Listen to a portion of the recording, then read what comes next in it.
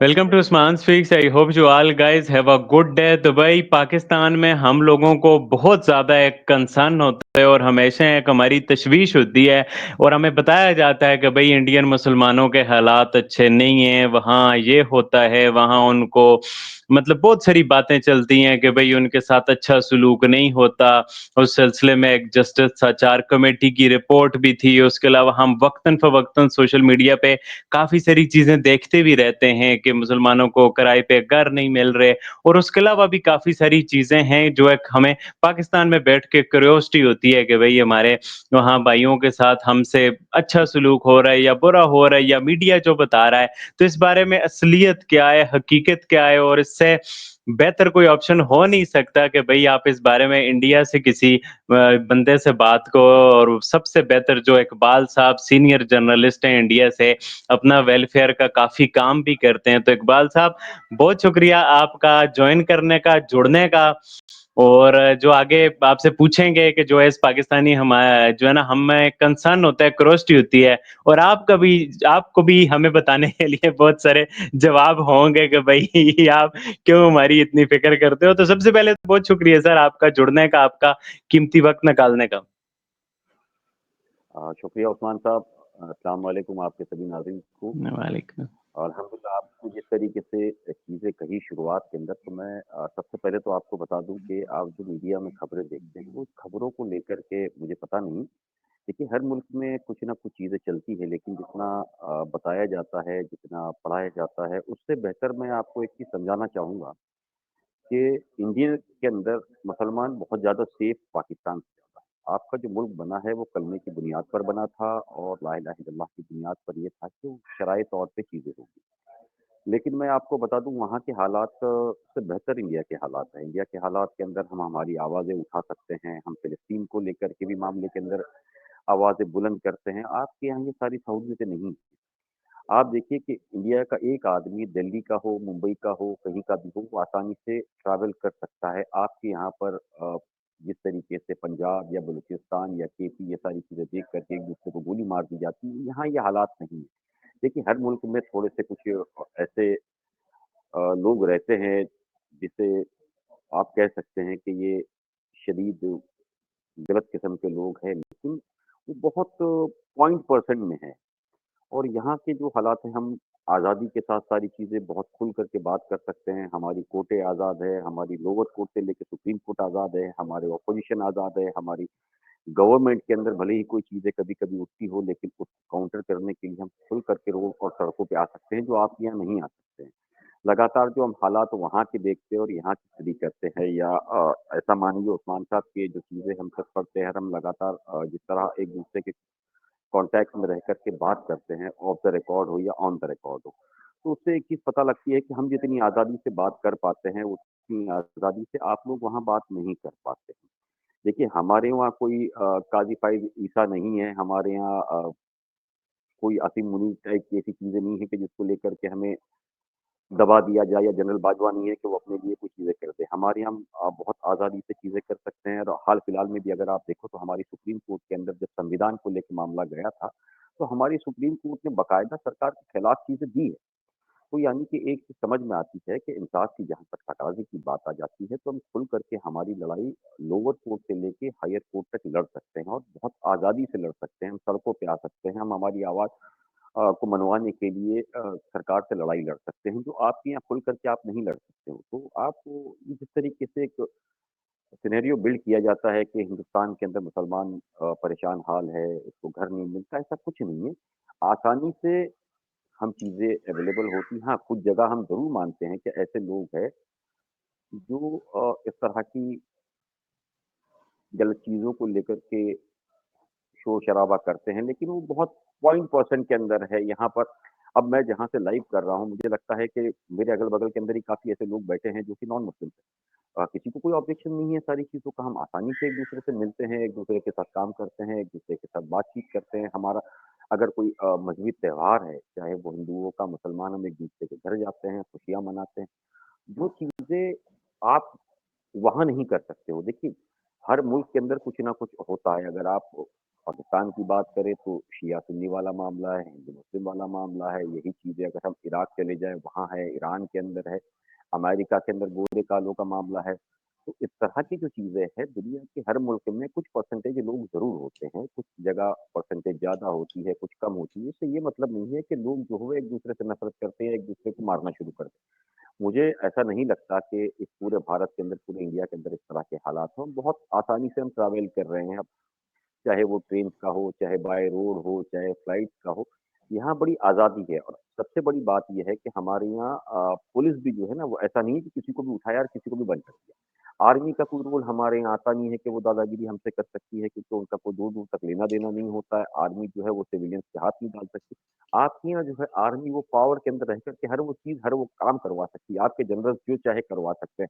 अगर आपके जनरल से कोई गलती हो जाए तो आपकी हिम्मत नहीं है पुलिस की कि वो उसके ऊपर एक केस दर्ज कर ले। लेकिन यहाँ पर भारत के अंदर अगर इस तरह की कोई चीज़ें हो जाती है तो पुलिस के पास भी पावर है कि वो आर्मी के लोगों के ऊपर भी चीज़ों को ला करके वो एफआईआर दर्ज कर सकता है। उसके बाद अगर वो सर्विंग जनरल या कोई आर्मी का बंदा है तो उसके बाद भले ही उसको हैंडओवर कर दे। लेकिन जब तक कानून की बात करें तो कानून की बालादस्ती है यहाँ पर। रूल ऑफ लॉ जो है वो हिंदुस्तान के अंदर बहुत बेहतर है, हमारी कोर्ट बेहतर है। हमको आज भी मतलब ये चीज़ें देखनी नहीं पड़ती है कि नाइंसाफ़ी के चलते किसी को 2-2 साल जेल में रहना पड़े और अदालतें डरती हो उसे इंसाफ देने के लिए। जज जो है वो लूज़ मोशंस हो जाते हैं या जजेस आते नहीं हैं डर के मारे, तारीख पे तारीख होती है। एक आदमी जो है सिर्फ़ इसलिए घूमता रहता है कि ये बताया जाए कि भई मेरी गलती क्या है? तो यहाँ पर इस तरह की चीज़ें बहुत कम हैं। ऐसा नहीं है, मैं नहीं कहूँगा कि नहीं होती होगी इस मुल्क के अंदर जो हमारे शायद नज़र में ना आती हो, लेकिन बहुत कम इस तरह की चीज़ें हैं जो देखने को मिलती है उस्मान साहब। शुक्रिया सर, मुझे आपकी बातें सुन के अच्छा लगा कि आप सारा जो है ना आपके अच्छे एक्सपीरियंसेस हैं। बट सर जब मैं देखता हूँ कि आपने कहा कि हमें फ़लस्तीन के हवाले से प्रोटेस्ट करने की इजाज़त है, तो और आपको नहीं है। बट मैं देखता हूँ पाकिस्तान में फ़लस्तीन से रिलेटेड बहुत प्रोटेस्ट निकले हैं, जमात इस्लामी ने निकाले हैं। बट मैं कोई सिग्निफिकेंट प्रोटेस्ट इंडिया में नहीं देख रहा कि फ़लस्तीन से रिलेटेड। इवन हमने नहीं, सर, ऑस्ट्रेलिया, यूके में मैं कल मैंने मैं कुछ ज़्यादा सवाल छोड़ आपके लिए दीजिए आप छोड़ दूँ कल। फिर आप बताएँ? जी, जी, बताइए, बताएँ। हाँ, मैं आपके आपकी बातों से बस आपसे कुछ सवाल छोड़ दूँ, फिर आप बात उन सवालों का जवाब दीजिएगा। तो सर, एक ये बताइएगा कि हम इंडिया में देखते हैं फ़लस्तीन से रिलेटेड कुछ सिग्निफिकेंट प्रोटेस्ट नहीं हुआ। छोटा-मोटा भी मैंने मीडिया पे नहीं देखा, शायद हुआ हो तो आप रहनुमाई करें। तो ज़ाहिर-सी बात है मुसलमान फ़लस्तीन के हवाले से आवाज़ उठाना चाहते हैं, जैसे जहाँ जमात इस्लामी उठाती है। बट इंडिया में हमने देखा कि कोई ऐसा बड़ा प्रोटेस्ट और छोटा या दरमियाना हमें नहीं मिला। तो अगर ऐसा हुआ है तो काइंडली वो बताइएगा। दूसरा हम देखते हैं हमास को एक वो बताया जाता है कि भई ये टेररिस्ट है, ये सब कुछ है। तो और हम पाकिस्तान में ये समझते हैं कि हमास की अब आप फ़लस्तीन की लैंड ऑक्युपाई करेंगे, तो फिर ज़ाहिर-सी बात है अब मेरे घर पे कोई कब्ज़ा करेगा और मैं उसके खिलाफ हथियार उठाऊँगा तो फिर ये एक बताइएगा कि हमास के बारे में आपकी क्या राय है? दूसरा कि भई आप उसे आतंकी मानते नहीं मानते टेररिस्ट क्योंकि इंडियन मीडिया तो हम देखते हैं वो इस तरह से करते रहते हैं। तीसरा आपने सैफ की बात की तो हम देखते हैं जैसे आपने बोला पाकिस्तान में किसी भी शहर में गोली मार दी जाती है, जैसे केपी के बलूचिस्तान के हालात अच्छे नहीं है। तो सर ये छोटी-मोटी इंसर्जेंसी तो हर जगह चलती रहती है। जैसे इंडिया में हम देखते हैं मणिपुर के हालात अच्छे नहीं हैं, वहाँ कोई जा नहीं सकता। नागालैंड के हालात अच्छे नहीं हैं, उसके अलावा कश्मीर के हालात हमारे सामने हैं। तो वो सर उस बारे में बताइएगा। दूसरा आपने कहा अपोज़िशन फ्री है पागे हमारे यहाँ, बट ऐसा अपोज़िशन तो नहीं कहती सर। अपोज़िशन तो कहती है हम पे हर वक़्त ईडी के फंदा अटका रहता है। और अभी जो नया लॉ आया है पार्लियामेंट में उसके तहत जो है ना किसी भी लीडर या मिनिस्टर बस वो 30 दिन अगर अरेस्ट रहा तो उसको हटा दिया जाएगा। तो ये तो एक तानाशाही वाली सरकार लगती है। अपोज़िशन तो बहुत कंप्लेन करती है कि पार्लियामेंट के इजलास नहीं बुलाए जाते इतना अरसा, मोदी जी आते नहीं हैं, जब आते हैं तो हमारे सवालों के जवाब नहीं देते, अपोज़िशन को 30 मिनट मौका मिलता है, मोदी जी 2 घंटे बात करते हैं। तो अपोज़िशन तो बहुत ज़्यादा इससे नाखुश नज़र आती है, जैसे हालात हैं वो आपके बात के बरअक्स हैं। तीसरा आपने कहा हमें कोई कुछ नहीं कहता। सर मैंने देखा है बहुत सारे केसेज़ में जब इंडिया से कोई आवाज़ उठाता है तो उसे कहते हैं तुम जाके पाकिस्तान रह लो, तुम एंटी नेशनल हो। तो ऐसा मैंने बहुत सारे केसों में देखा है, तो इस बारे में भी काइंडली जो है तो बताइएगा। दूसरा आपने कहा मतलब पाकिस्तान की अदालतें मैं मैं आपको पहले यही सवालों का जवाब दे दूँ, नहीं तो आपके नाज़रीन भी कन्फ्यूज़ हो जाएँगे बड़े सवालों के अंदर। हम पहले आते हैं, आपने कहा कि फ़लस्तीन को लेकर के कोई आपने गेट टुगेदर नहीं देखा या सड़कों पर नहीं देखा। मैं आपको कल की ही बात करता हूँ, जुमेरात के दिन एक बहुत बड़ा मार्च मुंबई के अंदर निकला था, मुंबई के आज़ाद मैदान में। मैं जहाँ बैठा हूँ, उसी से कुछ मीटर दूरी पर पूरे मुंबई के लोग जमा होकर के बहुत बड़े लेवल पे मामला निकला था और उसको लेकर के वो मार्च पूरा दिन चलता रहा। दोपहर से जो शुरू हुआ, वो शाम तक चलता रहा। चाहे उसके अंदर सभी लोग थे, मतलब ऐसा नहीं है कि सिर्फ मुस्लिम थे, मुस्लिम के अलावा कई अलग-अलग पार्टियों से रिलेटेड, अलग-अलग मज़हब से रिलेटेड लोग जो है वो उसका के अंदर मौजूद थे।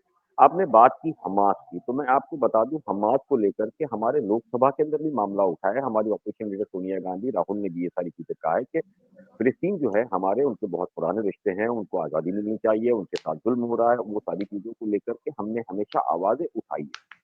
जैसे मैंने आपसे कहा कि कुछ लोग ज़रूर हर जगह सिस्टम में होते हैं, वो उन सारी चीज़ों को बट सर, लेकर के सॉरी अ, आपको इंटरप्ट करने के लिए, गवर्नमेंट का आवाज और ओपोजिशन की आवाज में फर्क आ जाता है ना नहीं सर। एक चीज को मैं वही सरकार आपके ऊपर आ बैक रहा करे हूँ, तो। मैं आपको गवर्नमेंट पे चीज़ों को लेकर के ही बता रहा हूँ कि गवर्नमेंट के अंदर भी कई चीज़ें जो अलग-अलग आपने पूछी, तो गवर्नमेंट के ही कई ऐसे अलायंस हैं, जिन्होंने उसका समर्थन किया है।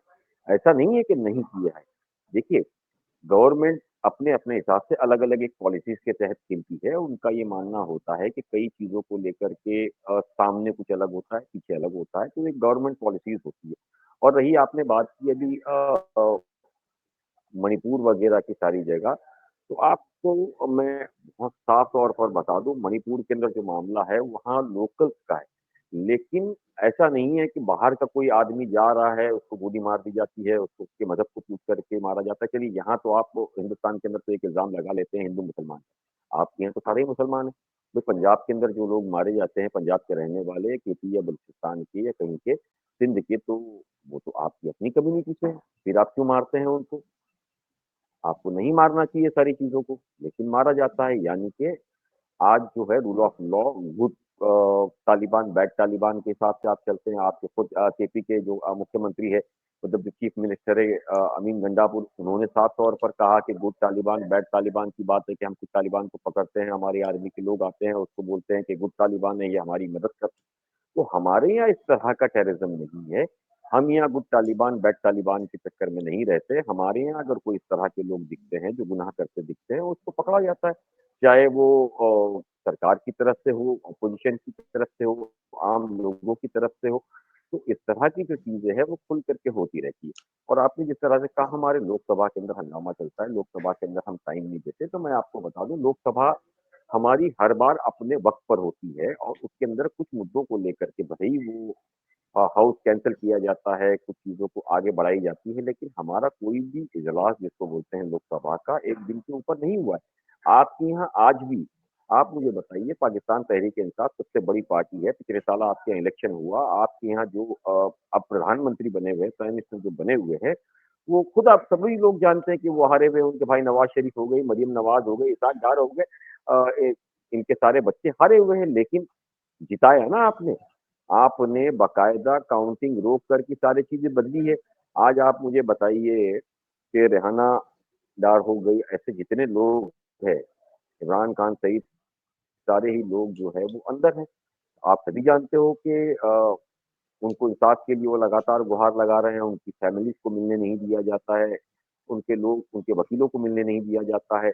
आप अपने खुद अलग-अलग केसेज़ भी बनाए हैं, 200 से ज़्यादा केसेज़ जिसके अंदर आप खुद ही ये बता रहे हैं ये आपके ऑफ़िसर्स कि हम वहाँ छुप कर के पहुँचे और बनीगाला के अंदर वो छुप कर पूरी प्लान की। मुझे छुपने की जगह ही नहीं है। तो हमारे यहाँ इस तरह के हालात बिल्कुल नहीं है। देखिए मैं खुल कर के बात कर रहा हूँ, मतलब मुझे ऐसा बिल्कुल भी नहीं है, मुझे एक 0% भी डर नहीं है मेरी गवर्नमेंट का और इन सारी चीज़ों का, क्योंकि वो जानते हैं, वो इस तरह के हालात हमारे यहाँ नहीं है। हमारे यहाँ इंसाफ को लेकर के एक छोटे से छोटा इंसान जो है वो अदालत का दरवाज़ा खटखटा सकता है। हो सकता है पुलिस महकमे में कुछ ऐसे बदमाश हो जो कुछ पैसे लेकर के कोई फर्जी केस बनाए, तो हमारे पास अदालतें खुली पड़ी हुई है और वो अदालतें हमको इंसाफ दे रही है। वो हमसे बात कर रही है, हमसे पूछ रही है, हमारे यहाँ ऑफिसर सस्पेंड किए जाते हैं। मैंने बताया कि आप यहाँ सीनियर से सीनियर ऑफिसर क्यों ना हो, उसको अदालत के सामने पेश होना है, जब अदालत बुलाती है वो मना नहीं कर सकता है। आपके यहाँ तो आज इतना बड़ा मामला चल रहा है, आपके नकवी साहब ने पिछले दिन कहा था कि एक एसएचओ की मार है। आप मुझे बताइए टेररिज्म जब आपके यहाँ एक एसएचओ की मार हो जाए, तो उस मुल्क का क्या होगा? फिर उसका अल्लाह मुहाफ़िज़ है। तो इस तरह की जो उस्मान साहब चीज़ें हैं, वो मुल्कों को बर्बाद करती है। रूल ऑफ लॉ जो है, वो हर जगह होना चाहिए। देखिए, बोलने का हक सभी को है। हमारे यहाँ आज़ादी जो फ्रीडम ऑफ स्पीच है, वो हमेशा हर मुल्कों को माना जाता है और उसको पूछा जाता है। लेकिन आज आप मुझे बताइए कि आपके हालात में और हमारे हालात में एक फ़र्क है। सबसे बड़ा तो हमारी अगर इकोनॉमी को देखें, तो बहुत आगे। दूसरा आज हमारे पॉपुलेशन आपसे बहुत बड़ा है, उसके बावजूद हम यहाँ सुकून से सारी चीज़ों को लेके चल रहे हैं। देखिए कुछ पॉलिसीज़ गवर्नमेंट की 19-20 हो सकती है कि आपने कुछ सोचा, मैंने कुछ सोचा, सरकार का सोचना कुछ अलग हो। लेकिन उन सभी चीज़ों को लेकर के हमारी सरकार पर हम सवाल खड़ा कर सकते हैं। आपके वहाँ ऐसा कुछ नहीं है, आप सभी लोग जानते हैं कि शहबाज़ शरीफ को हिम्मत ही नहीं है बात करने की। अगर बात होती तो इमरान खान या उनकी पार्टी बात करती। आज वो खुद क्या उनका साफ तौर पर कहना है कि हम उनसे क्या बात करें, उनके पास कोई पावर ही नहीं है, हम उनसे बात करेंगे जिनके पास पावर है।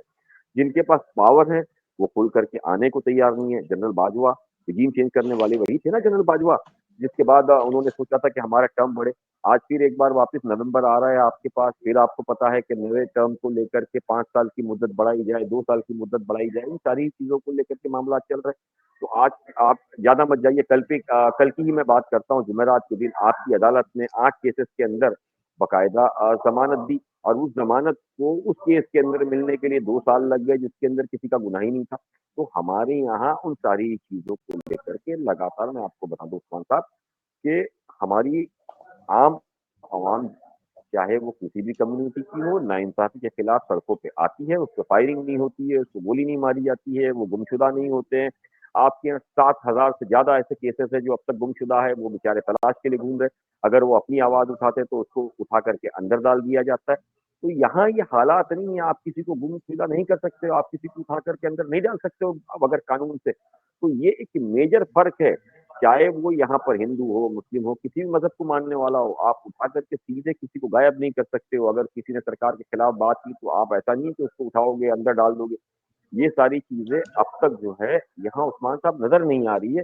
इसलिए मैं आपको कह रहा हूँ कि यहाँ पर रूल ऑफ लॉ है, यहाँ हमें आज़ादी है। देखिए, कुछ ऐसे लोग हैं जो अलग-अलग वीडियोज़ और एआई जनरेट वीडियो हो या अलग तरह के वीडियोज़ वो बना करके पेश करते होंगे। कुछ मामला ज़रूर होते हैं, मैं ये नहीं कहूँगा नहीं होते, होते हैं। वो इस तरह के हालात अमेरिका में भी होते हैं, लंदन में भी होते हैं, न्यूयॉर्क में भी होते हैं और ऑस्ट्रेलिया जैसी कंट्रीज़ में भी जो दुनिया की बेहतरीन कंट्रीज़ मानी जाती है, वहाँ भी इस तरह के हालात होते हैं। लेकिन बिल्कुल अगर किसी ने बात की, उठा के अंदर डाल दो। आज उस्मान अगर सरकार के खिलाफ या मरीम नवाज़ के खिलाफ बात कर ले या आर्मी के खिलाफ बात कर ले, तो आप पता नहीं घर वाले आपको खोजते रहेंगे या तो आपको मुल्क से दर-बदर होना पड़ेगा। यहाँ ऐसे हालात नहीं हमारे, आप उठा के देखिए, हम खुल करके सरकार के खिलाफ भी बात करते हैं, उनकी गलतियों पे भी बात करते हैं, उनकी खामियों पे बात करते हैं, अगर उनका काम बेहतर है तो बेहतर भी बताते हैं।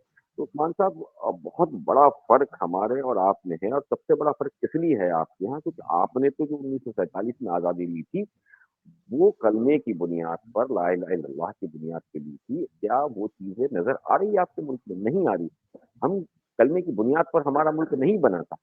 एक चीज़ को समझिए और हमारे यहाँ जो हालात की आप बात कर रहे हैं, तो उस हालात के अंदर कुछ चीज़ें हो सकती हैं अभी और हो भी रही है, लेकिन हमारे पार्लियामेंट के अंदर आप देखिए असदुद्दीन ओवैसी जैसे लोग हैं, अहमद पटेल जैसे लोग आवाज़ उठा रहे हैं ना हमारे पास और सरकार को उसको मानना है। हमारी लोकसभा में वो चीज़ें होती है, हम चाहे वो ट्रिपल तलाक का मामला था, बुरक़ों का मामला था, हमने खुल करके हमारी आवाज़ पेश की और उसके खिलाफ सड़कों पे भी हम उतरे, शराइ की बात आई, वक़्फ़ की बात आई, हम लोग खुल कर के आए। आपके यहाँ वो चीज़ें आप नहीं कर सकते उस्मान साहब। ये एक मेजर फ़र्क है, भले ही आप बैठ कर के वहाँ चीज़ें बोल दें कि हमारे पास हमारे हालात ख़राब है, हमारी ये चीज़ें बिल्कुल मैं आपको बताता हूँ ज़मीनी अगर बात की जाए, तो इस ज़मीनी पकड़ को लेकर के हमारे हालात माशाअल्लाह आज से बहुत बेहतर है, बहुत बेहतर मैं आपको 1000% लिख के दे सकता हूँ, उस्मान साहब। सर, जो आपकी बातें हैं अच्छा लगा मुझे सुन के, बट मैं जब सिचुएशन को देखता हूँ मुझे पाकिस्तान इंडिया के हालात में कुछ फ़र्क नहीं लगता। एक तो ये मैं इस डिस्कशन को सियासत से ज़रा हट के ही रखना चाह रहा हूँ, बट फिर भी जो सियासी बातें आपने की सर, मैं अभी आप नरेंद्र मोदी जी का इंस्टाग्राम खोलें ना या उनको कोई सोशल मीडिया, तो उसमें आपको नीचे वोट चोर, वोट चोर, वोट चोर के मिलेंगे। तो मतलब कि आप कहते हैं शहबाज शरीफ जो है ना चोरी से आए हैं, मतलब आर्मी लाई है, व्हाटएवर कुछ भी है। तो मैं इस पे आपसे आर्गुमेंट नहीं करूँगा। बट मैं मोदी जी जिस तरह से आए हैं, वो इंडियन अवाम ही नीचे लिख रही है, उनके सोशल मीडिया पे। इंडिया की अवाम ही सवाल उठा रही है कि ये फर्ज़ी वोट है और हमने देखा है जिस तरह से मोदी जी जीत के आए हैं, तो वो उनकी भी जो जीत है, उस पे तो बहुत ज़्यादा सवालात हैं। तो वो फिर जो है ना, अगर आपके मोदी जी इस तरह से जीत के आए हैं, तो फिर शहबाज़ शरीफ पे मेरा ख़्याल है सवाल उठाना उस तरह से बनता नहीं है ये, और ये इंडियन मीडिया का ही है। दूसरा, सर आप देखें, आपने कहा हमारे यहाँ आपके यहाँ सवाल उठाने पे उठा लिए जाते हैं, तो सर ईडी क्या करती है? आपके यहाँ भी तो ईडी यही काम करती है ना, कि मतलब बीजेपी के वॉशिंग मशीन लगी हुई है, जो कोई सवाल उठाता है करप्शन का या कुछ ऐसा, तो वो ईडी उसके घर रेड पड़ी जाती है। इवन कि आपके यहाँ ईडी बिज़नेसेस को कितना तंग करती है। मतलब कि वहाँ जाती है, छापा मारती है, करप्शन केस बनाती है, फिर वो बीजेपी को चंदा देते हैं, फिर उनका वो केस खत्म हो जाता है। तो मैं तो इसको इस तरह से जो है ना सिचुएशन देख रहा हूँ। बाकी आपने तालिबान की बात की, सर तालिबान देखिए, तालिबान अभी जो अफ़गानिस्तान में तालिबान हुकूमत है, ये टेररिस्ट है ना अभी भी यूएन लिस्टेड, बट हम देखते हैं इनसे इंडियंस एंगेज करते हैं। तो इंडियंस फिर तालिबान जो टेररिस्ट हैं अभी तक यूएन की टेररिस्ट की लिस्ट पे हैं, उससे क्यों मतलब कि ये एंगेज करते हैं, और क्यों अफ़गानिस्तान टीम को फिर इंडिया में जगह देते हैं खेलने का? काइंडली इस उस्मान बारे में उस्मान मैं सर, मेरे उस्मान पास साहब आप काफ़ी सारी बातें हैं। ये तीनों सवाल मैं बस छोटी-छोटी है मैं बात, आप नहीं, मैं यही बोल रहा हूँ, आपने 3 सवाल किए, मेरी 3 बात सवाल का सुनें पहले ना। मैं जवाब दूँगा। आप सवाल करते जाइएगा, मैं जवाब दूँगा, मुझे कोई दिक्कत नहीं है। देखिए, सबसे पहले तो आपने जो वोट चोरी की बात की, वो वोट चोर को लेकर के लोकसभा के अंदर कल जब हंगामा हुआ, तो पूरी दुनिया ने देखा, हमने सारी चीज़ों को खोला। उससे पहले 7 अगस्त के दिन जो अपोज़िशन के लीडर है राहुल गांधी, उन्होंने इलेक्शन कमीशन पे सवाल उठाए थे, और सवाल उठाने के बाद में वो मामला अदालत तक गया, और अदालत ने उन सारी ही चीज़ों को लेकर बिहार के मामले के अंदर इलेक्शन कमीशन को ये कहा कि आपको सारी ही लिस्ट जो है वो पब्लिक करनी है। और हमारी इन सारी ही चीज़ों को इलेक्शन कमीशन ने माना, और आज जाकर के अदालत के सामने उसने राइटिंग में लिख करके दिया है कि हमने वो सारा डेटा जो है पब्लिक कर दिया। तो आपके यहाँ पर किसी की हिम्मत है क्या ये चीज़ करने की? नहीं। आपके यहाँ अदालतों की ताकत है पूछने की? नहीं। आप मुझे बताइए, अभी भी जो आपका ये 26 अ, आइन आया है, उसके अंदर आप उस ग्रेड के जज को उठाते हैं और टॉप लेवल पे बिठा देते हैं। वो इंडिया में आज भी नहीं चल रहा है। आप जो तरमीम की बात कर रहे हैं कि 26 आइन की तरमीम जो आई है, उसको लेकर के जो चाहे वो कर सकते हैं। हमारे वहाँ वो सिस्टम नहीं है। दूसरा जो आपका सवाल माफ़ करिएगा, एक तो आपने ये पूछा, दूसरा आपने ईडी की बात की। तालिबान से रिलेट ईडी जीईडी के लिए। मैं पहले ईडी और सीबीआई की बात करता हूँ। ईडी और सीबीआई ने जो पिछले दिनों जिस तरीके से चीज़ों को लेकर कुछ अरेस्टिंग की थी, जिसको अदालत ने साफ तौर पर कहा कि अगर इस तरह के केसेस होंगे, तो हमारा मुँह मत खुलवाइएगा, और फ़ौरन एक चीज़ को समझिए, इस तरह की चीज़ें हम टॉलरेट नहीं करेंगे। उनको कुछ महीनों में हमने ज़मानत दी है, हमारी अदालतों ने। आपके यहाँ आज 2 साल हो गया, 2 साल से ज़्यादा इमरान खान को हो गया। मुझे बताइए कि आज भी ज़मानत दी जाती है? नहीं। हमारे यहाँ एक-एक केस बना है, आपके यहाँ 200-200 केसेस बने हैं। हमारे यहाँ ईडी और सीबीआई को जो है अदालत ने तलब किया और उसकी क्लास ले ली है, सरकार के साथ ले ली है। हमारे पास वो पावर है हमारी अदालतों को, आपके पास वो पावर नहीं है। और आपने बात की तालिबान की, तो उस तालिबान को लेकर के मैं आपको बहुत सिंपल सा बताता हूँ कि जो तालिबान आपके यहाँ आए थे, वो जनरल बाजवा ने लाए थे। और उस वक़्त जो क्या नाम मैं अफ़गानिस्तान शहीद कॉन्टेक्स्ट में बात कर रहा हूँ सर, जो मैं इंडियन दोनों फ़ॉरेन सर लोग बात कर। मैं वही बता रहा हूँ। देखिए, आप जो बता रहे हो ना, अफ़गानिस्तान के अंदर तो अभी हालात बहुत ठीक-ठाक है। और आप अगर इमरान खान की बात करें, तो इमरान खान खुद ये मानते हैं कि हमारे जो फ़ॉरेन मिनिस्टर है, उनकी बहुत बड़ी गलती रही कि हमारे पड़ोस से हमने रिश्ता नहीं बनाया। उसके बाद भई हमारी तो कोई गलती नहीं ना, अगर हम कोई रिश्ते बना रहे हैं तो। हमारी पॉलिसीज़ नहीं, वो को लेकर के आप टेररिस्ट है ना कैसे सर, सवाल खड़े यूएन डेज़िग्नेटेड इस टेररिस्ट तरह हैं मत वो लोग। No, no, no, no, no, you know नहीं, नहीं। वो सर आप मेरी बात हक्कानीज़ और ये सब जो उनके नहीं, अफ़गान, ये नहीं, सब पे अभी भी सर यूएन की वो ये है। नहीं, नहीं, नहीं, नहीं सर, ये आप सबकी बात कर रहे हैं जब वहाँ अमेरिका मौजूद था। अब दुनिया अब उसको भी है सर। तस्लीम करने लगी है। नहीं, नहीं, नहीं सर, रशिया तस्लीम करने लगा है, चाइना की ऑफ़िशियल विज़िट हुई है उनकी, और अलग-अलग मुल्कों के अंदर अब उसको बाकायदा मान्यता दी जाएगी और जा रही है। आप समझिए मेरी बात को। तो आप वहाँ के तालिबान के अंदर और आपके यहाँ जो तालिबान जो टीटीपी है, उसके अंदर बहुत बड़ा फ़र्क है। वो तालिबान आज दुनिया को मार नहीं रही है। आपके यहाँ पर हमले किए जा रहे हैं, लोगों को मारा जा रहा है, लोगों को कत्लेआम किया जाता है, उस कत्लेआम के अंदर अगर किसी को पकड़ा जाता है तो उसको गुड और बैड करके छुड़ाया जाता है। ये दोनों के अंदर बहुत बड़ा फ़र्क है, आप समझ लीजिए। आप ये तब की बात कर रहे हैं जब अमेरिका वहाँ था, जब अमेरिका वहाँ से निकला, उसके बाद जो पूरी दुनिया में चेंज आया, उस चेंज के बाद में आप रशिया हो, रशियन डेलीगेशन जाकर के रशिया में मिला है, चाइना में मिला है, अलग-अलग मुल्कों के अंदर जाके वो डेलीगेशन पूरी तरीके से मिला है और उसने आपको प्रूव किया है। तो वहाँ का जो आप तालिबान की बात कर रहे हो, वहाँ और यहाँ के तालिबान के अंदर काफ़ी फ़र्क है, इसलिए फ़र्क है क्योंकि आपके यहाँ जो चीज़ें चलाई जा रही है, आप खुद भी जानते हो उन सारी चीज़ों को, उसको चला कौन रहा है और वो क्यों चलाया जा रहा है। उसको चलाने की वजह सिर्फ़ ये है कि किसी तरीके से ऐसे हालात हो कि आदमी उलझा रहे, उलझाने के बाद में वो तहरीक इंसाफ जैसी पार्टीज़ को आगे आने लगी है। दूसरी आप मुझे बताइए, आपके यहाँ ये आरोप लगते जा रहे हैं कि एजेंसीज़ को जो तहरीक इंसाफ पार्टी है, उनके लीडर्स को पकड़ने के लिए वो लगातार लगी हुई है, उनके पीछे सारी चीज़ों को लेकर के वो लग रही है।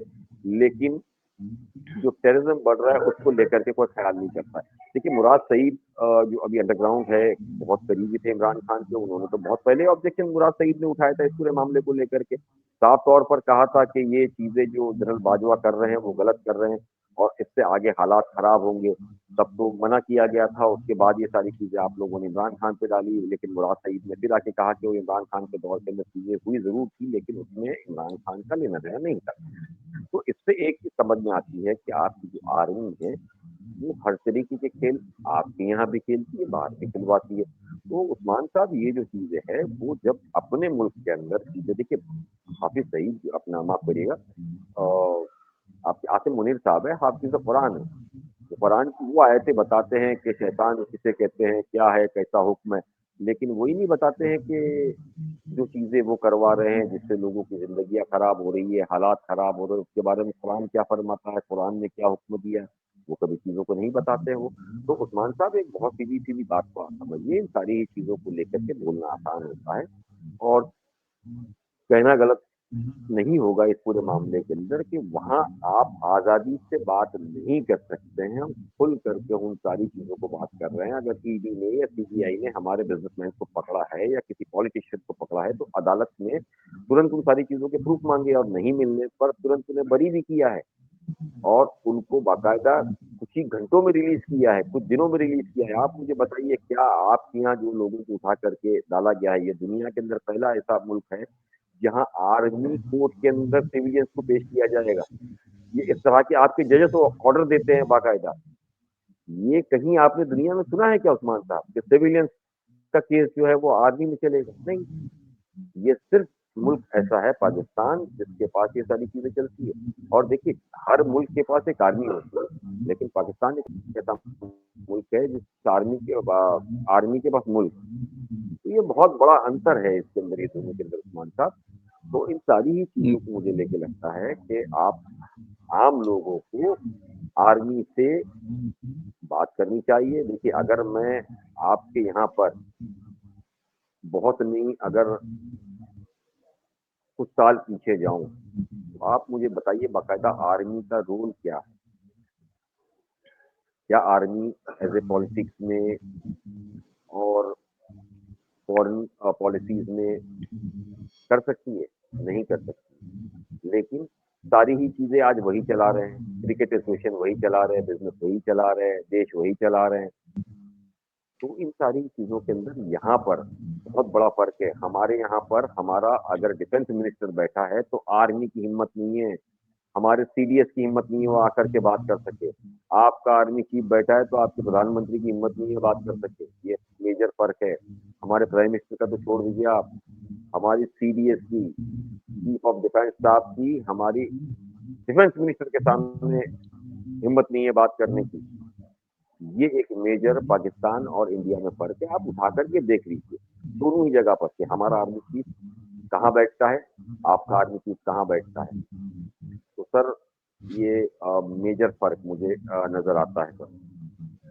सर मैं आपसे और बातें पूछता हूँ, आप घूम फिर के इमरान खान, बिल्कुल, पाकिस्तान आर्मी, पाकिस्तान सियासत उस पर आ ही जाते हैं। मेरा मुद्दा सर कुछ और हाँ, होता है और मेरी सुने ना, हाँ, हाँ, मेरी मेरी मैं डिस्कशन का देखिए देखिए उसी से जुड़ा हुआ है ना, आप मुझे बताइए जो जहाँ से मुल्क चलता है, जो नहीं, कमांड करता अब है, कमांड कमांड मुझे कमांडर पे ही चीज़ें जाएगी ना।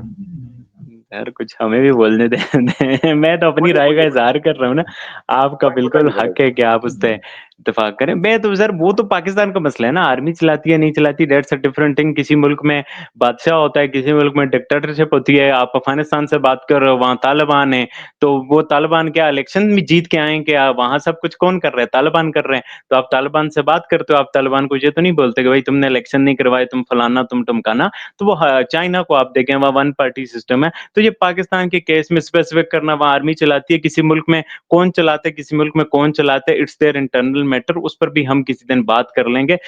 मुझे हैरान कुन उस्मान उस्मान ऑब्सेशन साहब उस्मान साहब सर हमारी मैं बात बात बोलना होने दें, चाहता हूँ आपकी मेरी एक बात मिनट आपकी सुने। बात काट रहा हूँ। आपने चाइना की मिसाल दी, सऊदी की मिसाल दी, अफ़गानिस्तान की मिसाल दी। वहाँ जमहूरियत नहीं है, माफ़ करिएगा।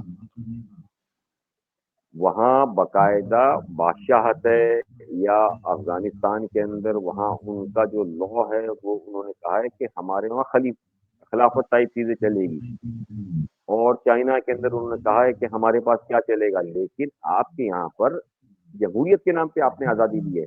आप बादशाहत का और डिक्टेटरशिप की बात नहीं कर सकते, आप माफ़ करिएगा उन सारी बट चीज़ों सर को ये अगर यही हमारा चीज़ें मसला है हम ना। अगर करें। सर नहीं, ये तो अरे सर हमारा कैसे मसला है कि देखिए आर्मी है, जमहूरियत के नाम पे उस्मान जो चाइना भी तो अपने आप को क्या कहता है? चाइना अपने आप को क्या कहते हैं सर? कभी उसने नहीं कहा कि हम जमहूरियत से लेकर के आए, कभी नहीं कहता है वो। नहीं, वो आप मुझे वहाँ बताइए वोट डालते हैं। स्टेटमेंट। अब अफ़गानिस्तान वहाँ ने बताया हो आपको कि हम जमहूरियत लाए हो? कभी नहीं। क्या सऊदी ने आपको बोला है? नहीं। लेकिन हाँ, अमेरिका हो, ब्रिटेन हो, इंडिया हो, पाकिस्तान हो, जमहूरियत की बात करता है वो। और उसके वहाँ कानून वो बना हुआ है। आपको हर किसी को सिविलियंस को उसका हिसाब से हक है।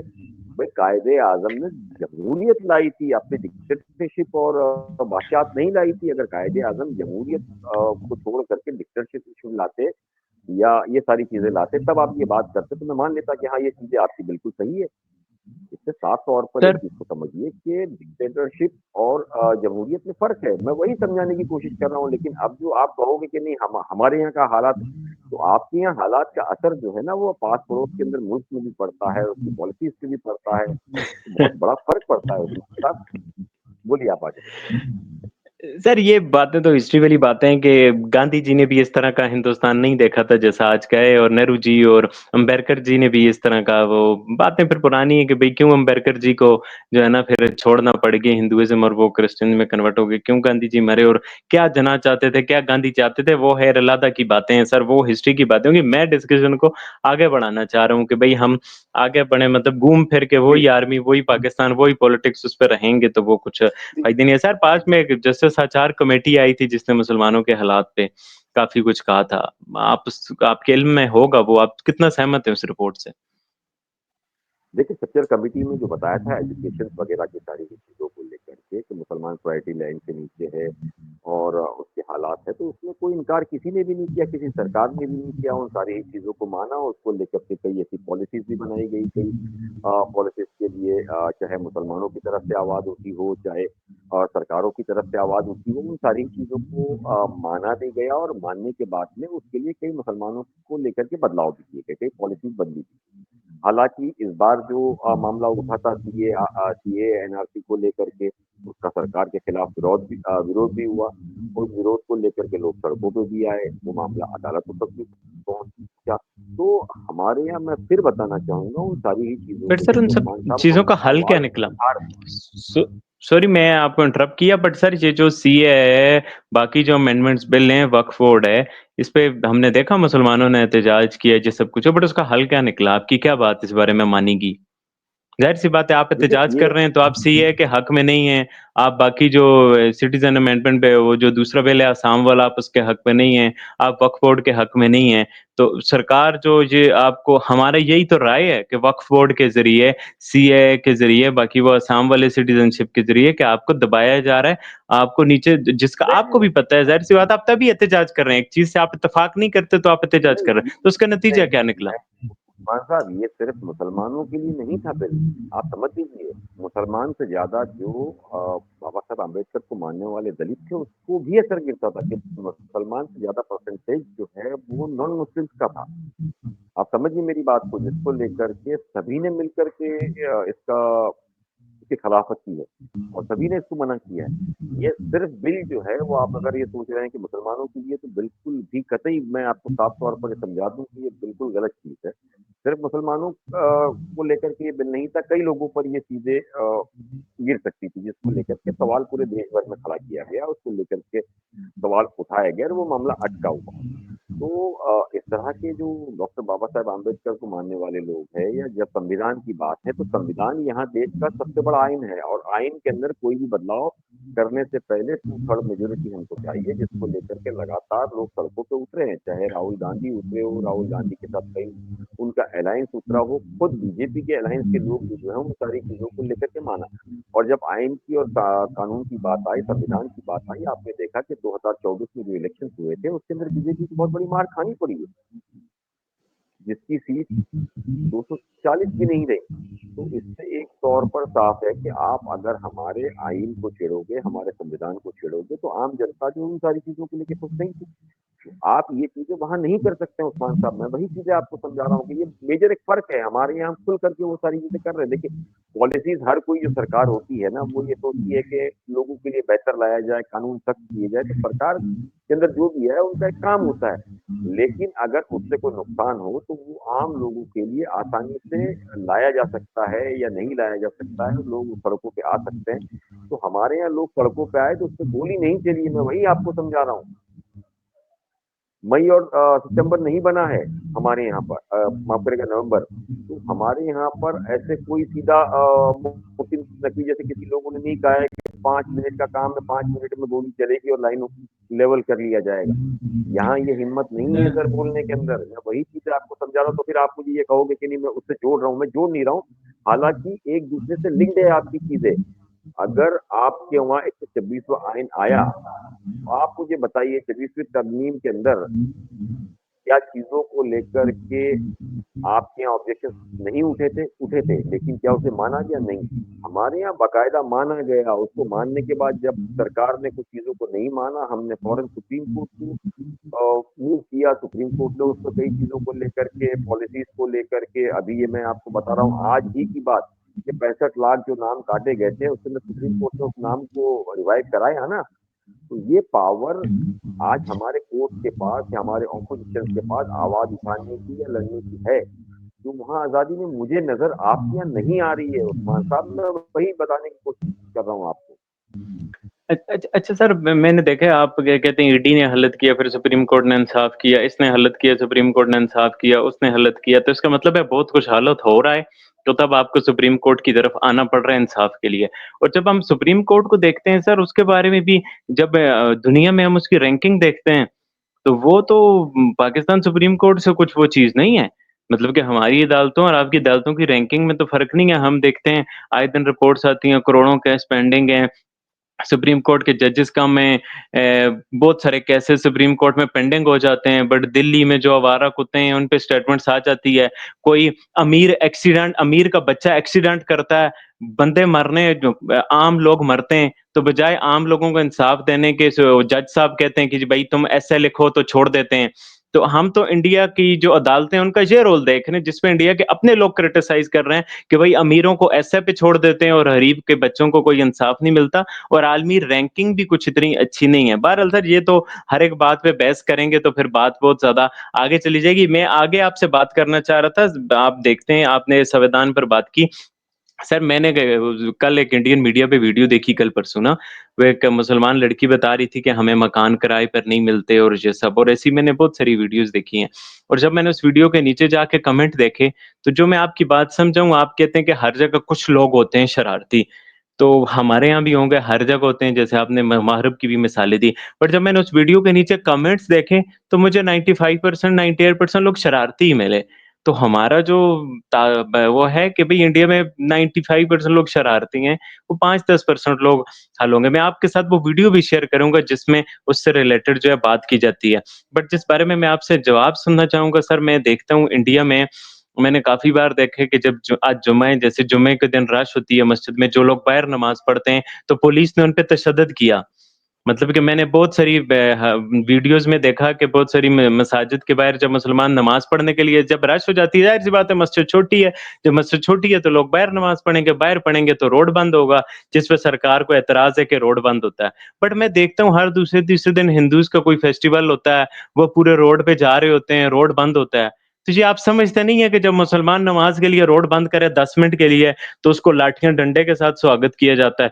और जब हिंदू जिनका हर हफ्ते कोई ना कोई फेस्टिवल होता है, पूरे के पूरे रोड ब्लॉक होते हैं, तो ये आपको लगता नहीं है कि सेम राइट्स नहीं दिए दिए जा रहे दोनों को? देखिए आप जिस लाठी की और जिस रास्ते की बात कर रहे हैं ना, जिस ऑफिसरों ने ये किया था और पिछले साल ईद मिलादुन्नबी जो अब आने वाली है, जिस तरीके से ईद मिलादुन्नबी के अंदर कुछ ऑब्जेक्शंस वगैरह उठाए थे, उस पर कार्रवाई की गई है। और आपने कहा कि काँवड़ यात्रा वगैरह जो निकलती है, कुछ अलग-अलग हिंदू रिलीजन्स के जो त्योहार होते हैं, उस तरह के मामलात होते हैं। तो यहाँ जो उन्होंने भी दादागिरी की, तो उनके ऊपर भी केसेस बने हैं और उन्हें पकड़ा गया है। तो यहाँ पर ऐसा नहीं है कि चीज़ें नहीं हुई है। देखिए, सबसे पहले तो जनरली भी अगर देखा जाए, तो हम अगर मस्जिदों के बाहर पढ़ते हैं, तो किसी को तकलीफ देना, ये बात सही तो नहीं है, हम 2 जमात भी कर सकते हैं, लेकिन ठीक है, कई इलाकों के अंदर इस तरह के हालात नहीं है, तो वहाँ पर जा कर के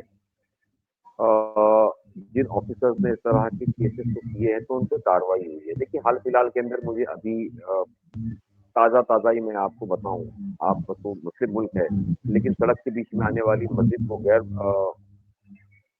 कानूनी तौर पर आपने बता कर के तोड़ दिया। अब उसको तुड़वाने के बाद में अभी मोहसिन नकवी ने फिर काफ़ी हंगामा होने के बाद में उसके बाद पेपर वर्क करके ये गारंटी दी है कि हम मस्जिद बना कर के देंगे। तो ये हालात उस्मान साहब हर जगह है। ऐसा नहीं है कि ये इंडिया के अंदर है। इंडिया के अंदर आपको इसलिए दिखता है और वहाँ और यहाँ के अंदर एक फ़र्क ये है कि आपकी जो 25 करोड़ की आबादी और 145 करोड़ की आबादी के अंदर आप अंदाज़ा करिए कि 600 गुना फ़र्क है, 6 टाइम्स। तो 6 टाइम्स फ़र्क होने से एक कंट्रोल में और इसमें एक फ़र्क होता है। और आपने जिस तरह कहा कि एक लड़की का मैंने वीडियो देखा, तो ऐसे कई इलाके हैं, मैं आपको बता दूँ, जहाँ इस तरह के लोगों ने जब मना किया, तो उसको अप्रोच किया गया अदालत को, तो अदालत ने उन लोगों को सख्त से सख्त कार्रवाई की है।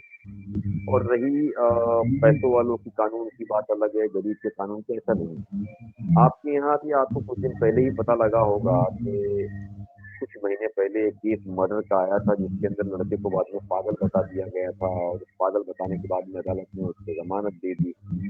तो इस तरह की जो चलन है ना, वो दुनिया में अमेरिका हो, लंदन हो, किसी जगह पे चलते रहता है। कुछ ताकतवर लोग जो है वो कानून को कानून नहीं समझते, वो मकड़ी का जाला समझते हैं। लेकिन इस तरह के हालात के अंदर आपके यहाँ और हमारे यहाँ में डिफरेंस मैं फिर आपको बता दूँ, बहुत बड़ा है। हमारे यहाँ परसेंटेज जो है इन सारी चीज़ों को लेकर के बहुत कम है। अगर पैसे वाला है या जो भी है, अगर इस तरह की चीज़ों को लेकर के जब एविडेंस सामने आते हैं, तो हमारे यहाँ लोग खुल कर के बाहर आ रहे हैं। आपके यहाँ ये आज़ादी नहीं है। अभी एक लड़की जो कि लोगों को अगवा कर रहे थे, उसको लेकर के बाहर आई, आपने उठा कर के उसको अंदर डाल दिया। आज भी उसकी हिम्मत नहीं है कि वो बेचारी मासूम बात कर सके। लेकिन हमारे यहाँ इस तरह की जितनी भी चीज़ें हैं, उसको लेकर के लगातार हम सड़कों पे भी आए हैं, तो लोगों का सपोर्ट मिला है, जन आंदोलन में हुआ है और एक बहुत बड़े लेवल की मेजॉरिटी जो है, वो सरकार के खिलाफ गई है और अदालत ने उसको इंसाफ दिया है उस्मान साहब। ये एक मेजर फ़र्क है, मैं वही बता रहा हूँ आपको। सर मेरा सवाल आपसे इसके साथ ये भी था, क्या एनडीए की अदालतें इतना सारा इंसाफ दे रही हैं, ईडी जुल्म कर रही है, इंसाफ मिल रहा है, पुलिस कर रही है, इंसाफ मिल रहा है, गवर्नमेंट कर रही है, इंसाफ मिल रहा है, तो हिंदुस्तान की अदालतों की रैंकिंग अच्छी क्यों नहीं है और इतने केसेस पेंडिंग क्यों हैं और लोगों का जो एतमाद है अदालतों के पर, वो मैं उसको अच्छा, तो जो इंडियन से मैं बात करता हूँ, वो अच्छा क्यों नहीं है फिर? नहीं, आप मुझे ऐसा लगता है कि आपके 25 करोड़ में और 145 करोड़ में बड़ा फ़र्क है। बहुत बड़ा मुल्क है और एक आबादी के हिसाब से दुनिया के अंदर अब चाइना को टक्कर देने वाले हम मतलब लोगों में। तो आप ये समझिए कि वो आबादी के हिसाब से एक परसेंटेज वाइज़ जो है अदालतें हम धीरे-धीरे बढ़ा रहे हैं, जजेस हमारे यहाँ बढ़ते जा रहे हैं, पहले के मुकाबले काफ़ी अदालतें ज़्यादा बढ़ी हुई है, एजुकेशन सिस्टम बेटर होता जा रहा है, हमारे यहाँ यूनिवर्सिटीज़ ज़्यादा बनाई जा रही है। अब कई ऐसे लॉ फर्म्स जो है वो खोल करके धीरे-धीरे करके वहाँ से अदालतों के अंदर जजेस को और जो लोग हैं उनको रिक्रूट किया जा रहा है। तो हमारे यहाँ एक सिस्टम प्रोसीजर है, उस प्रोसीजर के थ्रू ही चला जाता है। हमारे यहाँ ऐसा नहीं है कि तरमीम के ज़रिए आप किसी भी नीचे वाले को लाइए और ऊपर ला कर के दिखा दीजिए, वो नहीं होता है उस्मान साहब। तो इन सारी चीज़ों को धीरे-धीरे एक वक़्त लगता है और इकोनॉमिक्स की अगर बात करें तो इकोनॉमिक्स किसी भी मुल्क की जब बड़ी होती है तो उसे बहुत सँभाल कर के चलाना पड़ता है। आपके यहाँ सिर्फ़ मुस्लिम्स हैं, इसमें शिया सुन्नी 2 चीज़ मानते हैं, कुछ परसेंट हिंदू को मानते हैं। हमारे यहाँ पर हर 80 किलोमीटर पर एक ज़बान चेंज होती है और हर तबके के लोग रहते हैं। हमारे यहाँ पर दुनिया का हर मज़हब जो मानने वाले लोग हैं वो आपको मिल जाएँगे यहाँ पर। तो ये एक डेमोक्रेसी के अंदर बहुत बड़ा फ़र्क है, आप अगर मेरी बात को मानना। वहाँ आप मुस्लिम या हिंदू बहुत हो गए तो शिया परसेंटेज के अंदर है। हमारे यहाँ पर उसके अलावा अगर मैं हिंदुइज़्म की बात करूँ तो उसके अंदर भी कई अलग-अलग कास्ट और रिलिजन्स के लोग देखने को मिलेंगे। सरदार अलग पड़ जाते हैं, शेड्यूल कास्ट, शेड्यूल ट्राइब फिर ठाकुर अलग पड़ जाएँगे, ब्राह्मण्स अलग पड़ जाएँगे। तो ऐसे ठाकुर की अगर बात करूँ तो ठाकुरों में भी कई ठाकुर की क्वालिटियाँ है, ब्राह्मण्स के अंदर अपने आप में ब्राह्मण्स आती है, शेड्यूल कास्ट के अंदर, शेड्यूल ट्राइब के अंदर। तो इस तरह जो चीज़ें हैं वो एक बहुत बड़े लेवल पर है। यहाँ पर उन सारी ही चीज़ों को भी देखा जाता है। मुस्लिम की अगर बात करें तो मुस्लिम के अंदर शिया आ गए, सुन्नी आ गए, कादियानी आ गए। ये भी एक मसला है। तो उसके साथ में जो खोजा है हमारे खोजा भी एक कम्युनिटी आती है जो सिंध अली खान को मानती है। बोराज़ है जो उनके आपके यहाँ भी बोरीज़ वग़ैरह है। तो ये जो मुस्लिम्स हो, हिंदू हो, उसके अंदर कई अलग-अलग एक रिलिजन के अंदर कई अलग-अलग कास्ट के लोग, कई तबके हैं। तो ये 145 करोड़ में 25 करोड़ में बड़ा फ़र्क इसलिए पड़ता है आपको जो आप जिस रैंकिंग की बात कर रहे हैं, आप रैंकिंग देखिए कि यहाँ पर हमारे यहाँ पर कोई ऐसा केस आप बताइए कि जो बाकायदा आपको ये समझ में आया हो कि एक प्रेशर आया है और उसने इंसाफ नहीं दिया। बहुत कम इस तरह के केसेज़ हैं, बहुत रेयर। परसेंटेज वाइज़ उन सारी चीज़ों के अंदर हम बहुत बेटर है उन सारी चीज़ों में मानता हूँ। बिल्कुल सर, वो हर बात को वो तो फिर बात तो हो ही जाती है कि जो आपने बात की कि हमारे यहाँ तरमीम करके ऐसे पिक एंड चूज़ होते हैं जजेस में दुनिया के काफ़ी सारे कंट्री हैं जिनमें अब इस तरह का है कि बजाय सीनियरिटी के आप मेरिट बेस्ड जजेस को लाएँ तो इट्स नॉट ओनली पाकिस्तान है। बाकी इकॉनमी की आपने बात की तो सर ये काफ़ी सारी बातें होती हैं कि इंडिया की इकॉनमी बस अंबानी-अडानी का पैसा ही है। बाकी आप आम आवाम का देखें, जीडीपी पर कैपिटा देखें, इनकम इनइक्वालिटी देखें और बाकी सारी जो चीज़ें रिक्वायर होती हैं कि अगर आप चौथी बड़ी इकॉनमी है, तो क्या आपकी दुनिया में चौथे बड़े अच्छे हॉस्पिटल हैं? क्या आपका रोड इंफ्रास्ट्रक्चर चौथा बड़ा है? क्या आपके लोगों की परचेज़िंग पावर चौथी बड़ी है? क्या आपके लोगों का लाइफ क्वालिटी, आपकी पॉल्यूशन, आपके रोड्स, आपकी एनवायरनमेंट, आपकी सोसाइटी चौथी क्या टॉप 10 में भी है, टॉप 15 में भी है, तो वो हम देखते हैं, वो बहुत ज़्यादा पीछे है। तो it's not all about Ambani, Adani पैसे और आप उसको वो उस तरह से कर लें।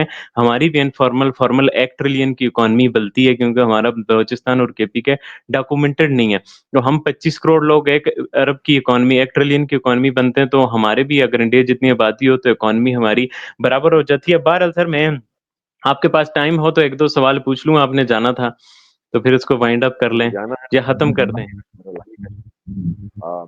जी, गुज़ारिश है आपसे एक आधा बिल सवाल करके आप खत्म करिए क्योंकि मेरा लाइव है दूसरा। जी, बिल्कुल। नहीं सर, मैं फिर सवाल नहीं करूँगा, बहुत सारे सवाल रह गए और बेसिकली सच बताऊँ तो जो मैंने आपके लिए सवाल लिखे थे, वो पूछे ही मैंने नहीं है चलिए क्योंकि आपकी बात से ही जो आप सवाल निकले आप आप पूछ लीजिए।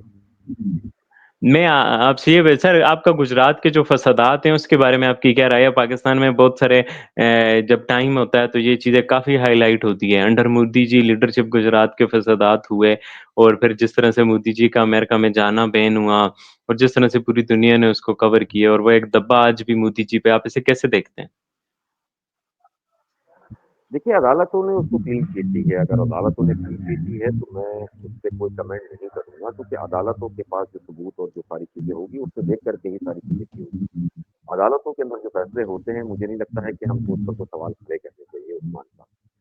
अदालतों का फैसला बट ही हमेशा मानना चाहिए। और देखिए अमेरिका ने जो बैन लगाई थी, आप उसकी बात कर रहे हैं, तो अमेरिका ने उस वक़्त बैन लगाया था, बाद में जब वो प्राइम मिनिस्टर ऑफ इंडिया बने, हमारे 145 करोड़ की आवाम के जो मुखिया के तौर पर वो बने, तो अमेरिका ने बुलाया भी उन्हें, और बहुत शान से, बहुत सम्मान से बुलाया। कभी हमारे वहाँ कपड़े उतार करके लोगों को चेक नहीं किया गया हमारे प्रधानमंत्री को। तो इन सारी चीज़ों को लेकर के उस्मान साहब मैं फिर कहना चाहूँगा, ये एक अदालतों के फैसले के ऊपर मैं चैलेंज नहीं कर सकता। अदालत ने उन सारी चीज़ों को देखा, समझा, और उस समझने के बाद के अंदर उसे क्लीन चिट दी है और उन्हें आज़ादी दी है इन सारी चीज़ों से। तो जब अगर अदालत को लगता है कि इस क्राइम में वो नहीं थे, तो I am not the right person कि मैं उस पर कोई टिप्पणी करूँ या कोई सवाल करूँ।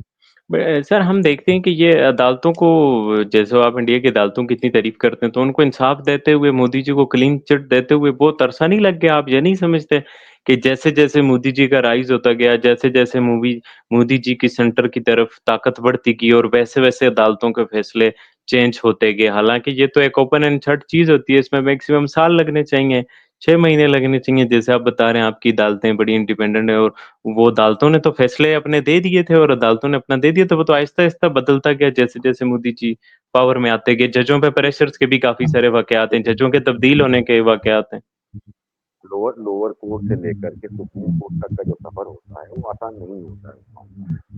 लोअर कोर्ट से धीरे-धीरे करते उन सारी चीज़ों के लिए गए। ठीक है, आपने ये बात ज़रूर कही है कि लंबा अरसा लगा, लंबा अरसा इसलिए लगता है उन सारी चीज़ों के लिए कि जब पॉलिटिकल केसेज़ हो या हाई प्रोफाइल केस हो, तो उसकी एक मीडिया टाइप की होती है, उसकी अपनी एक मीडिया टाइप के साथ में एक प्रेशर जजेस पे भी होता है, पॉलिटिकल पार्टीज़ पर होता है, तो सभी पर होता है वो सारी चीज़ें। तो उस पॉलिटिकल प्रेशर के साथ में जब मीडिया ट्रायल होती है और मीडिया के दबाव में सारी चीज़ें होती है, आम जनता नज़र बना के देखती है, तो उस केसेस को, इस तरह के जो केसेस होते हैं, उसे बहुत सँभाल करके और बहुत आसानी से करना पड़ता है। तो और उसके बाद में कई ऐसे एविडेंसेस होते हैं जो आपको हाल-फिलहाल में आपको लगता है कि आपके पॉलिटिकल जो दुश्मन है, वो भी अपने आप में फँसाने की कोशिश कर रहे हैं। तो उन सारी ही चीज़ों को लेकर के अदालतों के लिए भी बहुत बड़ी चुनौतियाँ होती हैं, लेकिन हमारे यहाँ उन अदालतों ने फैसला दिया।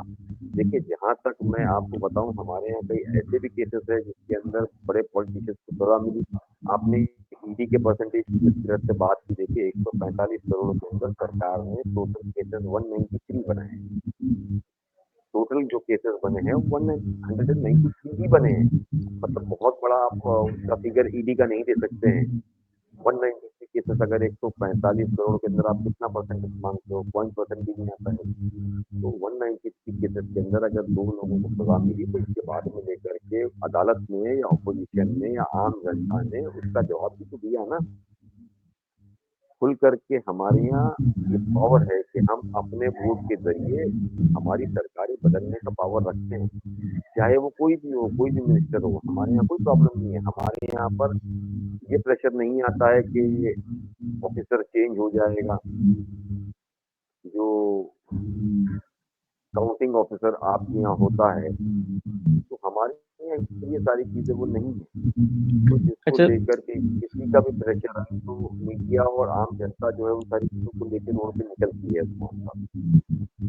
अच्छा सर, आपने कहा पाकिस्तान में आपको वो आज़ादी नहीं है जो हमें आज़ादी है, तो सर हम यहाँ पाकिस्तान में अपनी रिलीजियस जो भी चीज़ें हैं वो बड़े अच्छे से अदा कर लेते हैं। जैसे हमारी कुर्बानी होती है, बड़ी ईद होती है, उस पे हम जो अपनी मर्ज़ी का, बट आप इंडिया में ऐसा नहीं कर सकते, ऐसा क्यों है सर? आपको लगता नहीं है कि ये आपको आज़ादी नहीं है इस चीज़ की? नहीं, नहीं, नहीं कि आता। आपको ये नहीं, नहीं।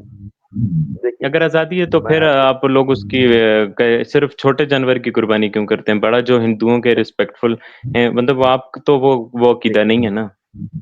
मैं नहीं, वो तो बिल्कुल नहीं होगा, उसकी वजह है, देखिए हम जिस मुल्क में रहते हैं, वो और वहाँ और आपके यहाँ बिल्कुल फ़र्क होगा। आप समझिए मेरी बात को।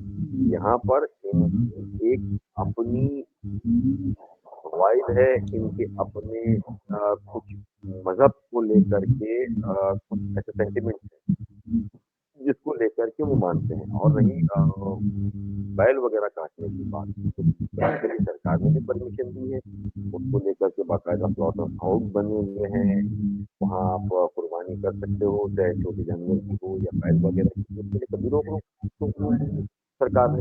हमारा एक्सपोर्ट दुनिया का सबसे बड़ा एक्सपोर्ट है।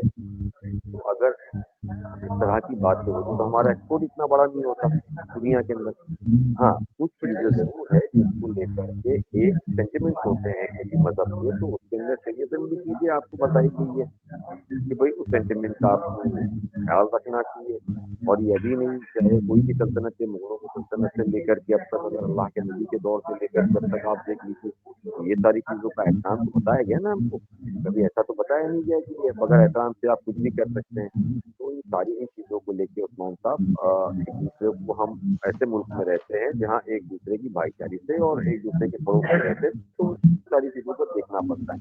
उस्मान साहब, मैं माज़रत चाहूँगा, मेरे पास तो 10 नहीं, मिनट है और मुझे अभी अच्छा नमाज़ भी पढ़नी आपके है, पास मुझे सेकंड लाइफ के लिए जाना है। बिल्कुल सर, आपका बोलिए, बहुत बोलिए। शुक्रिया। मेरे कोई सवाल रहे 1-2 रह गए थे, पर मैं फिर कर लूँगा, कोई मसला नहीं है, आपके साथ जुड़े बोलिए, रहेंगे। बोलिए, नमाज़ बोलिए। अच्छा, मेरा ये इससे रिलेटेड बस यही सवाल था, आप भी छोटा-सा ही जवाब दे देना। एक आपकी सी चीज़ के बारे में ये था कि मैं देखता हूँ कि इंडिया में जब मीट वो फिर लिंचिंग की भी वीडियोज़ आती रहती हैं, जी तुमने ये ज़ब्ह किया, उसकी दुकान जला दी, घर जला दिया, उसको पीट दिया। ऐसी भी काफ़ी सारी वीडियोज़ आई हैं। इस रिलेटेड आखिरी सवाल मेरा ये है सर, जो ये एक कल्चर चल पड़ा है कि इस जगह मंदिर था पहले और अब मस्जिद है, जैसा हमने अयोध्या के केस में देखा। तो आपकी इस बारे में क्या राय है? कहीं मस्जिद है तो क्या उस पे 200 साल पहले मंदिर था तो तोड़ के मस्जिद बना दें, मस्जिद है मंदिर बना दें? एक इस बारे में, और अयोध्या का जो मंदिर है, बस यही सवाल है मेन कि अयोध्या का जो मंदिर है, वो इतना शानदार बन गया, तैयार हो गया, रेडी हो गया, बट उसके नाम पे उस जगह के जो है ना कंपनसेशन के तौर पे जो मस्जिद का बोला था, वो अभी तक बनी क्यों नहीं है सर? वो मस्जिद छोटी थी, बनी नहीं है, अयोध्या मंदिर इतना बड़ा बन गया, ऐसा क्यों? नहीं, वो मुसलमान, जो अयोध्या के अंदर जो जगह दी गई है, वहाँ मस्जिद की तामीर का काम शुरू कर दिया गया है। लगातार उसकी कई चीज़ों के अंदर वो बनना शुरू हो गया। मैं आपको एक चीज़ तो पहले ये बता दूँ। और आपने जो फिर अपना से दूसरा सवाल मेरा सवाल यही किया है कि कल कि मंदिर बन गया, तैयार हो गया, बड़ा, और लोग आ गए, बट मस्जिद छोटी, वो बन नहीं पाई, ये इतना स्लो क्यों है? नहीं, नहीं, वो तो इसलिए है क्योंकि हमारे आपस के अंदर जो लोग उन काम को देख रहे हैं, वहाँ कुछ थोड़ी-सी इत्तेफाकी उनमें आपस में चल रही थी, वक़्फ़ में और इसमें। जिन चीज़ों को लेकर के अभी काफ़ी मस्जिद का काम जो है धीरे-धीरे करके बढ़ता जा रहा है। और मैं आपको बता दूँ, आपने जिस तरह से कहा कि कई 200 साल पुरानी मस्जिद, या जब हिंदुस्तान आज़ाद हुआ तो वहाँ एक हमारा कानून बना था, उस कानून के बाद में सारी ही चीज़ों को मना कर दिया गया था। और हमारी अदालतों ने भी उस पर रोक लगा दी है कि ये जो आप हर जगह ढूँढ रहे हो, उसको आप ढूँढ नहीं सकते हो। देखिए, हमारे यहाँ आरएसएस का और मुस्लिम्स का काफ़ी क्रॉस माना जाता है, जो जिसे जनसंघ कहा जाता है। जनसंघ के जो हेड है, जो प्रेसिडेंट है, उन्होंने भी साफ तौर पर ये चीज़ें कही है कि हर जगह हम अगर ये सारी चीज़ें ढूँढने जाएँगे तो उससे रिश्ते बिगड़ेंगे, इसलिए ये सारी चीज़ें नहीं करनी चाहिए। जिनका नाम मोहन भागवत है, मोहन भागवत ने भी अपने स्पीच में साफ तौर पर कहा कि इस तरह की चीज़ें ना पैदा की जाए। जो मामला सिर्फ अयोध्या का था, वो अलग मसला था। आगे इस तरह की चीज़ें वो ना करे और उनका ख़्याल रखा जाए। तो इन सारी चीज़ों को लेके चाहे आरएसएस हो, चाहे सुप्रीम कोर्ट हो, सभी ने इनका डायरेक्शन दिया है इस पूरे मामले के अंदर कि इस तरह की जो चीज़ें खोदने की, उसे आगे ना किया जाए। जहाँ है उसे वहाँ स्टॉप किया जाए। वहाँ का। सर मैं बहुत शुक्रिया आपके वक़्त का। आपने इतना अपना इतना ज़्यादा कीमती वक़्त दिया, और आपसे बात करके बहुत अच्छा लगा, और आपके लिए दुआ है कि आप खुश रहें और जो आपके ख़यालात हैं और आप ऐसे ही फैलाते रहें। बहुत अच्छा लगा सर। बहुत शुक्रिया आपका जो है ना कीमती टाइम देने का, और ज़रूर मैं इंशाल्लाह फिर भी कभी मुलाकात होगी, हम आपस में जुड़ते रहेंगे। सारे इंशाअल्लाह, हिंदुस्तानी, पाकिस्तानी भाई-भाई हैं आपस में, रिगार्डलेस ऑफ रिलिजन, कोई इंशाअल्लाह, हिंदू है, मुसलमान है, यहूदी है, ईसाई है। तो सब एक-दूसरे के, हम इसी धरती के बेटे हैं, हम इसी कल्चर के हैं, और हम पीस के और आपस में साथ रहने के हामी हैं, एक-दूसरे को बर्दाश्त करके हामी हैं, ये हमारा मोटिव है। तो बहुत शुक्रिया, और आप लोग भी बताओ, आप लोगों की क्या राय है जो हमने सर के साथ आज बात की? जो है ना, मैंने अपने दिल से बात करने की कोशिश की कि जो हमारे हालात हैं उसका ब बेहतर जवाब दे पाएँ, और मैं इंशाल्लाह आप लोगों से फिर नेक्स्ट वीडियो में मुलाकात होगी। अपनी राय का इज़हार लाज़मी नीचे कमेंट सेक्शन में बताना। अल्लाह हाफ़िज़, तब तक के लिए। शुक्रिया सर।